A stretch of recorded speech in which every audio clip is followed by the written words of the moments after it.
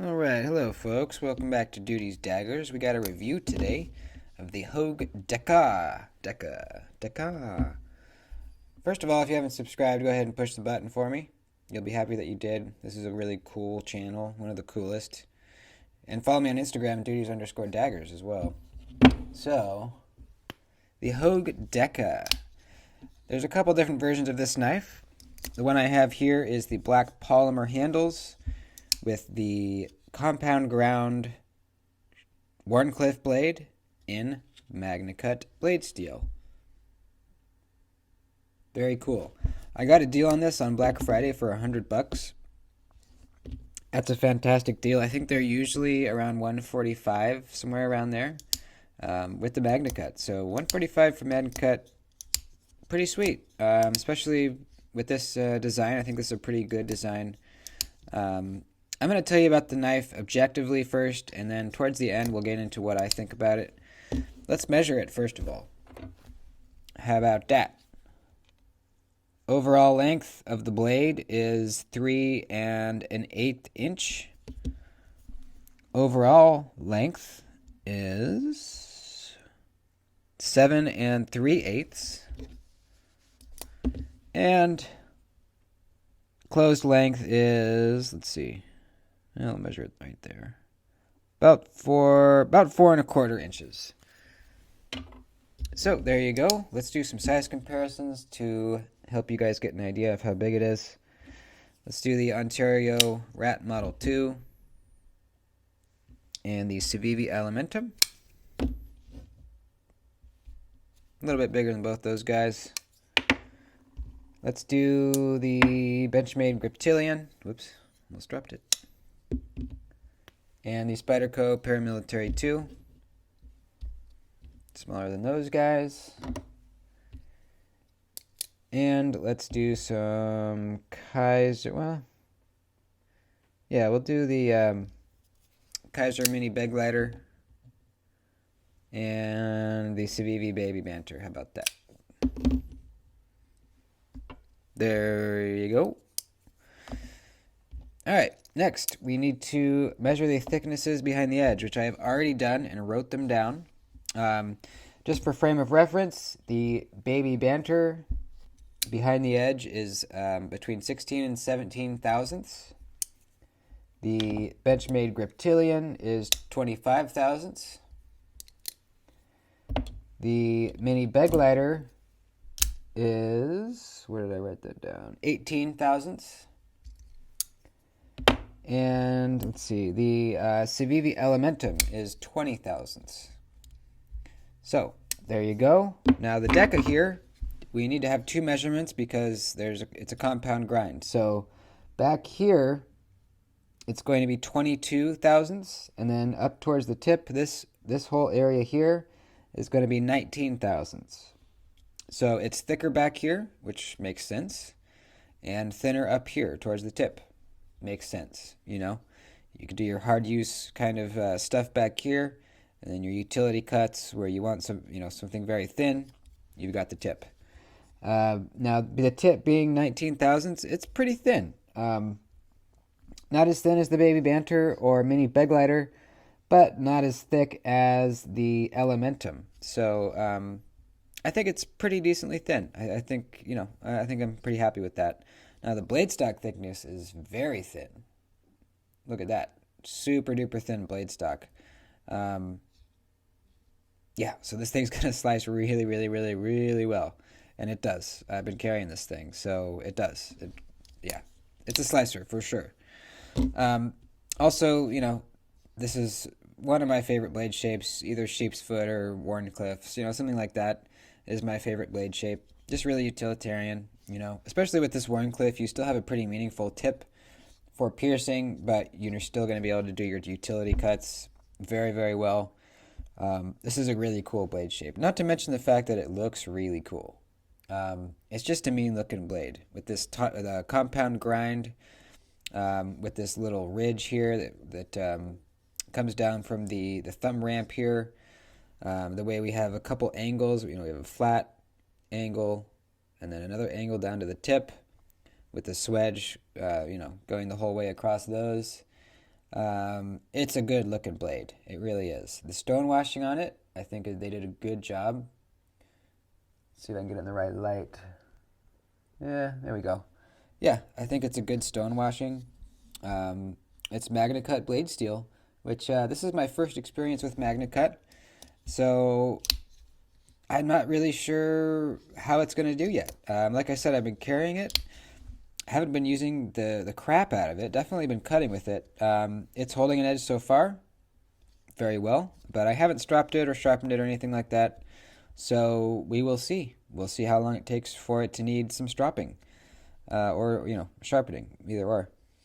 From what I hear, it's great. It's kind of the best of all categories. All what's the word? Best of all characteristics of blade steels. I had a hard time saying that. Magnacut. Yeah, it's awesome, apparently. The handles are made from polymer. We have some milling going on in there. I like that milling pattern. I think it looks cool. I think it's on all the Dekas, both sides.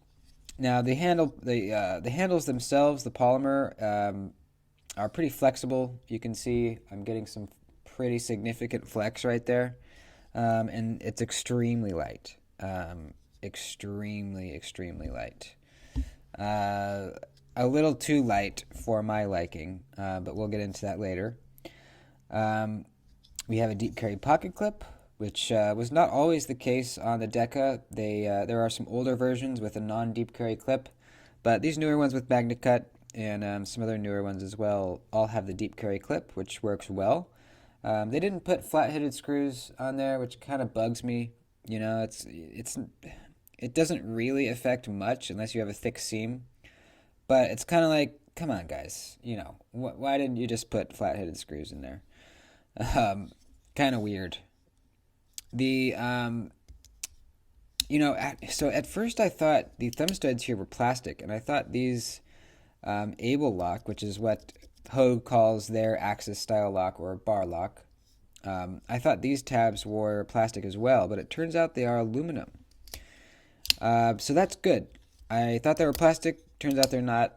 I'm happy with that. I, however, do not really like the kind of milling pattern they have on the ends of these. It does give you a very good grip, really good grip, but I don't think it's needed. And I kind of wish they were just regular, like Benchmade style, thumb studs or tabs there on the axis lock, able lock. Not the worst of things, but I kind of wish they were just regular thumb studs.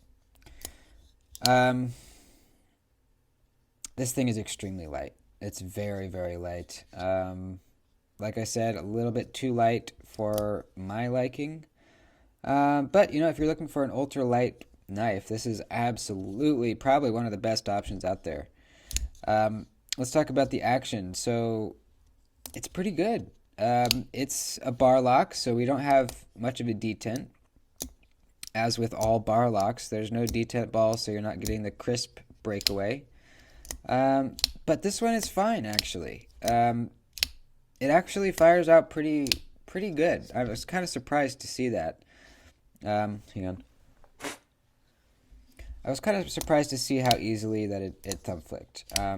The reverse flick is a little difficult without that very strong detent, but thumb flicking, I actually like it. And it kind of makes a cool sound too, because you have an initial click right there. I'm not sure what that is exactly in there. So you have this, and then you have the click when you lock it out. So it kind of sounds cool.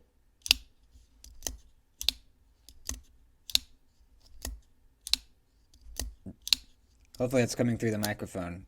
It sounds cool. The shutting action is actually really smooth.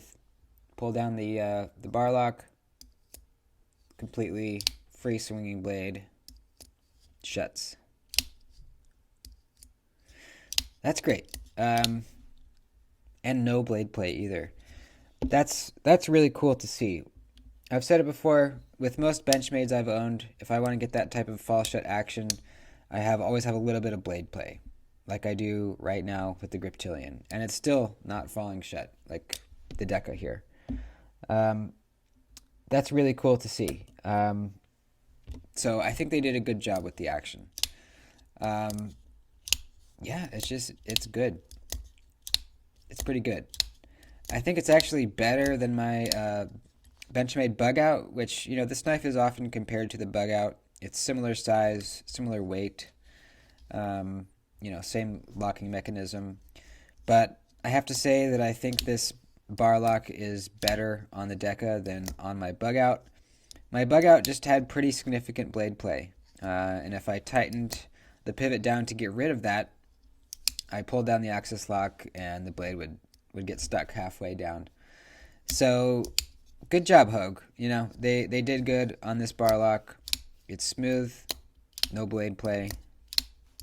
Good job. Now let's get into what I think of the knife. I think this thing feels cheap. I know there's other versions with, G10 and other stuff, but I'm talking about this knife in particular. I would probably like one of the G10 versions much better, but this is not the one that I have. I have the polymer one, so we're talking about this one here. It's too light for me. It feels cheap. Like I showed you, we have a lot of flex, and that's not really going to affect much unless you're really hard using this thing, which most of us probably aren't. That's not going to affect anything, having that flex in there. It's not a huge deal functionally. Aesthetically and how it feels, it doesn't feel good to me. It feels, when I squeeze it, I can feel those scales pinching together a little bit. It feels cheap and plasticky is what it feels like. I'm not a fan of that. I'm the type of guy that, even when I get a knife with carbon fiber, I take that off and I put titanium on it. I like a solid feeling knife, The Griptilian, these had FRN scales on it. I didn't like it. It felt kind of cheap. I put the aluminum ones on it. I don't like that cheap feeling. Same with the 80-20.5. Came with Grivery. Had to replace it with aluminum. Didn't like the feeling. So that's the case with this guy. And there are aftermarket scales for this. Aluminum and some other materials as well. I'm just not sure that I want to pay up for that. This knife was $100, which is a good deal, but I'm not sure I want to spend, $60 to $100 to replace the scales on it. I'm just not sure that I like the knife enough. That being said, I know that I would like this knife a lot better with some aluminum or even G10, preferably aluminum or titanium, but I know I would like it a lot more. This form that it's in right now, I'm not a huge fan of it, You handle something with G10, even, something like this, with full liners, G10, it feels solid, no flex, it feels good in your hand. Once you play with this for a while and then you pick this one up, it feels like a toy. It really feels like a toy. I didn't mention the liners yet. There's not full liners in this knife. They stop at about right here. So from here back is only polymer. There's nothing inside of there to give it rigidity or weight or anything. That contributes to this whole cheap feeling as well. If it was this polymer handle but with full liners, I think it would feel a little bit better. In fact, I know it would. It kind of feels like a toy. But like I said earlier, if you're looking for a super lightweight knife, this is an extremely good option. Probably one of the best out there on the market. You're getting a Magnacut blade, awesome blade shape, super duper light, ambidextrous, super easy one-handed use. This knife comes in a drop point blade as well if you don't like this Warncliffe. If you're looking for something like that, this is a very good option. Very, very, very good. For me personally, it's just not for me. I may upgrade the skills eventually. Not sure yet. The form that it's in right now, it's not for me. And it kind of sucks because I really do love this blade. I wish this blade was on a different knife. I wish this blade was on something that came with, titanium or something like that, aluminum even.